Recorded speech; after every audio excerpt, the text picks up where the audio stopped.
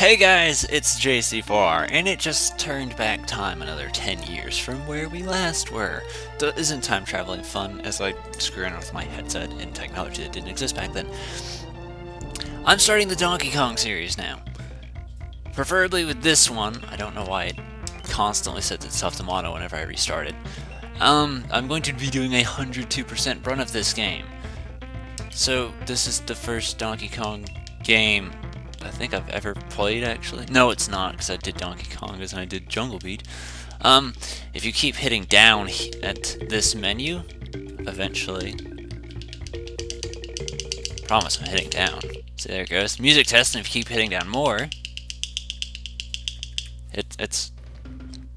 There you go, finally. Cheat mode! I wanted to show that off. You get all this stuff. Oh, that's right, if you go up, you gotta redo it. Shit. Okay, well there you go. The only things you can do in the cheat mode are start with 50 lives and turn off DK barrels. Now, I'm sure I'm going to get flack for this, but I want to throw this into perspective for a minute.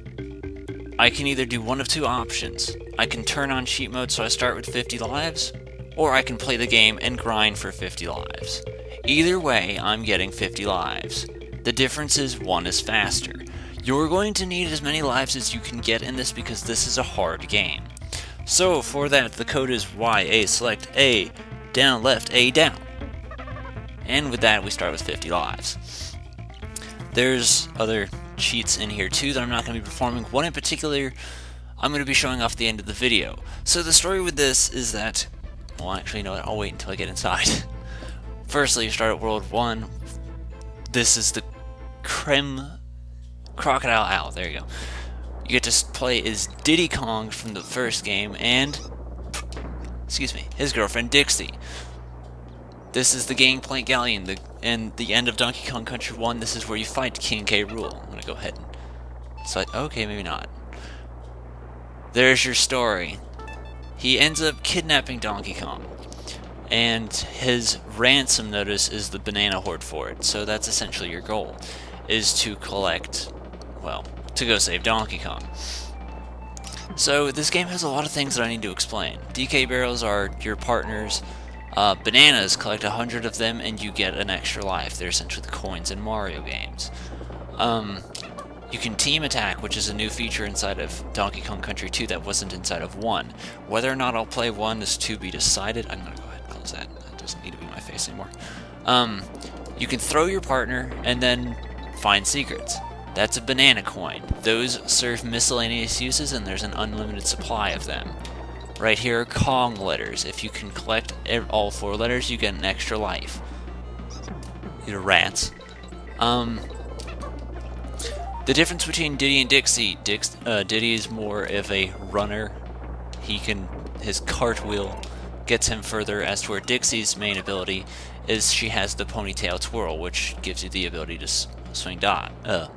float down. She has a spin attack of her own, but it's not nearly as powerful as Diddy's.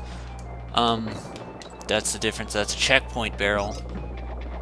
And then if we go down here, there's secrets. I'm going to be getting all the secrets. Well, I guess I don't really have to, but I'm going to get all the secrets to show these off. And what you do is whatever the hell it asks you, which in this case is just find the token. That is a creme coin. You collect 75 of those only by completing the bonuses, and you get to access the secret worlds. For every 15 you collect, you can access a new level. I'm going to be doing that at the end of the game. There is a cheat, which I'll show at the end of the video, where you can get all 75 creme coins by doing absolutely nothing, almost, in this very first level. This is Rambi.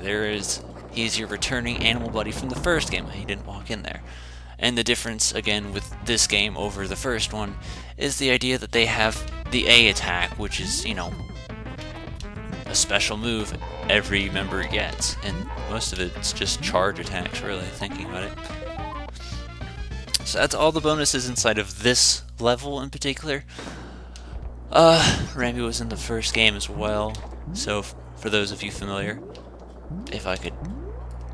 that's a DK coin. There's one in every level. Collecting those adds to your 100%. Kill these guys. Rambi's almost indestructible. That's no animal sign. There's balloons. Red ones are worth 1. Green ones are worth 2. You know what? I'm gonna wait. Green ones are worth 2, and then there's a blue one that's worth, I believe, 3. That's the end of the level. Holy crap, that was a lot to explain. I'm still not done yet either. There's still more. I'm trying to be as efficient with this as possible because it's a mouthful to get out at the beginning because there's a lot to learn.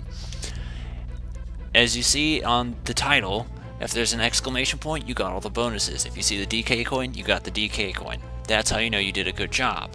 I'm gonna go ahead and I guess show this one off, but mostly because I didn't actually get the chance to explain it. But within the first 2 worlds in particular, there is a secret shortcut that lets you skip the entire level. This one is right here.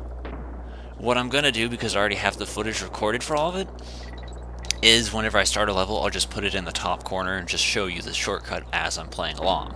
So, there you go. Yeah, you get to see all the shortcuts, you're gonna see all the bonus stuff. There's also a rumored code, which I tested it out and it's not true, is if you're supposed to be on this map screen and you tap LRR, LRR, LRR over and over again, there's supposed to be a screen that pops up that lets you check your progress on how many coins you have. DK coins. The only thing that I could think of that would maybe make this true is if it's after you beat the game, because you certainly can't do it now. So, oh, I wasn't looking. Anyway, I got Dixie. Well, you can make it with either one of them. Our first bonus for this level is over here. This introduces the ropes, which you're going to be spending a lot of time climbing on. Another find the token. It's pretty simple. Shit, what can I say that's interesting? No, alright. The reason I chose Donkey Kong Country 2 over 1 is because, well, firstly, if you guys don't remember, I did a video called How I'm Bad at Everything Donkey Kong Country Edition. I got stuck at, I think it was World 4, and it took me forever to beat. Donkey Kong Country 1 is, in my opinion, harder than this one. Maybe it's because I haven't practiced as much, because I've been making sure to try and get this game as down as I can. Alright, I'm halfway paying attention to what I'm doing, so if I mess up stupidly, I'm expecting it. Because I'm also looking at that up there, but I guess there's nothing up there. I felt that this was the superior game, so I was...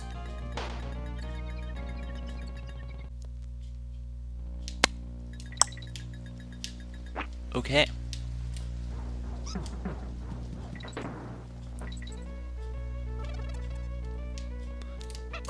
Wonder if I can do this. There you go. Oh, I just skipped where I was. Okay, oops. I felt that this was a superior... Oh my god, this game! I felt it was a superior game over the other 2. I may come back and do them. I'm not really sure. That's kind of a thing I'll save for the end when I go over how I feel about the project and all that. So yeah, I'm probably going to end up playing like trash just because, well, I'm only so good at the game and I'm just more than likely bound to make stupid mistakes. So yeah, I'm not perfect at the game. I've had it for maybe a year at most. Oh, you know what? No, I'll save that for later because that's relevant later. These are cannonballs. If you collect these, you get to bring them to a cannon and you get to access a bonus level. These are not in every level, obviously, they're sporadic, but it's an easy way to be like, okay, well, here goes. And as long as you're carrying the cannonball, you're indestructible. A difference between Diddy and Dixie as well is the idea that Dixie holds things above her head while Diddy holds things in front of him. That's important because, well, if you're trying to jump into something, it's only going to work as Dixie rather than Diddy. These guys on the ropes can only be killed by jumping on them, but if you're climbing, you can't really jump. Here's another bonus barrel. I was actually guessing. I didn't have that off the top of my head. Okay, here's a different one. Collecting the stars. These show up every now and again, too. I'm trying to think on any of the other modes there are. There's collecting the stars, finding the token, destroying the baddies, and I think that's it. I mean, yeah, no, that's it. That's all I can think of. Those are the only modes in the bonus barrels that I can think you find. There's no races or anything, so it's limited to these. They are fairly challenging. In the first game, all you had to do is access the bonus area, and you got it added to your total. In this game, you actually have to complete it. So if you don't complete the bonus area, then, yeah, drop down, boom.